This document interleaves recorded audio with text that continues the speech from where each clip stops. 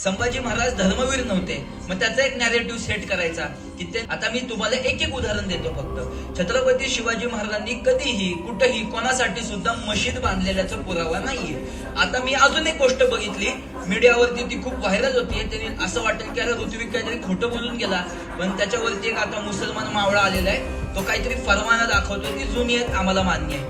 1650 पर्यंत किंवा 59 पर्यंत किंवा 40 पर्यंत, हे जे 3 तारखा मी तुम्हाला सांगितल्या, तोपर्यंत छत्रपती शिवाजी महाराजांकडे शहाजी राजांनी नेमलेले काही मुसलमान कर्मचारी त्यांच्या सेवेत होते. त्याच्यानंतर अफजल खान फाडल्यानंतर ह्या लोकांना समजलं की शिवाजी महाराज हे इस्लामच्या विरुद्ध लढत आहेत, आपण यांच्यासोबत काम करणं योग्य नाही.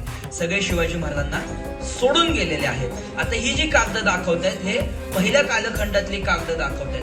त्याच्यावरनं आपल्याला या लोकांची निष्ठा बांधता येत नाही, किंवा हे शिवाजी महाराजांसोबत निष्ठावंत होते असं सुद्धा म्हणतात.